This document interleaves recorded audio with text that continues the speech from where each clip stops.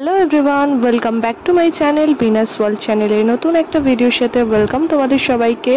তো ফার্স্টেই তোমাদেরকে সমুদ্র সৈকত দর্শন করিয়ে দিলাম, তোমাদের সাথে আমিও নিজে করলাম। তো গাইস, পুরী ব্লগের পার্ট 1-এ আমি তোমাদের সাথে শেয়ার করেছিলাম আমরা স্টেশন নেমে গেছি, সেখান থেকে গাড়ি বুক করার ছিল। তো সেরমভাবেই সেকেন্ড পার্ট আমি এখান থেকে শুরু করলাম। গাড়ি বুক করে তো আমরা ফার্স্টেই স্বর্গদুয়ারের কাছাকাছি চলে আসি, আর সেখান থেকে আমাদের বাজেটের মধ্যে আমরা একটা রুম খুঁজে পাই।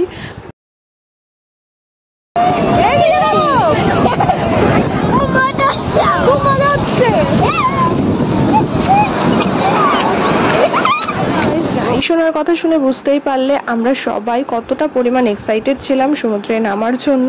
অ্যাকচুয়ালি সারা রাতের জার্নি করে পরদিন সকালে হোটেলে চেক ইন করে ফার্স্টেই ফ্রেশ হয়ে নিই, আর হালকা কিছু টিফিন করে কি সমস্ত কিছু ভুলে গিয়ে সবাই মিলে চলে এসেছি সমুদ্রে রিল্যাক্সেশন পেতে।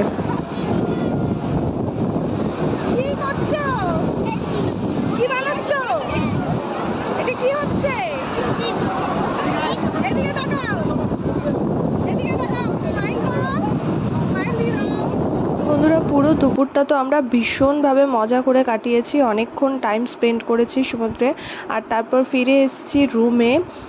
এসে খাওয়া দাওয়া করে একটু রেস্ট নিই। তো আমাদের খাওয়া দাওয়ার প্ল্যানিং ছিল নিজেরাই রান্না করে খাওয়া দাওয়া করব, তো সেই মতোই আমাদের প্ল্যান সাকসেস হয়। তো আমাদের বাজেটের মধ্যে মানে কত টাকা দামের রুম আমরা নিয়েছি, আর কিভাবে এই সমস্ত বাসনপত্র কি প্রসেসিং আছে, কিভাবে পেলাম, এই সমস্ত ব্যবস্থার কথা আমি তো তোমাদের সাথে পরে শেয়ার করব। আপাতত আমি বিকালে রেস্ট নেওয়ার পর সোজা সন্ধ্যাবেলায় চলে এসেছিলাম আবারও সমুদ্র সৈকতের ধারে যে মেলা বসে সেইখানে। আর মেলাটা তো এখানে বিশাল বড়, অনেকটা জায়গা জুড়ে মেলা।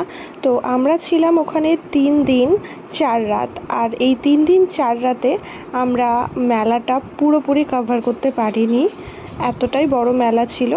তো ঘুরতে ঘুরতে আমি যতটা পেরেছি মেলাটা কভার করার চেষ্টা করেছি।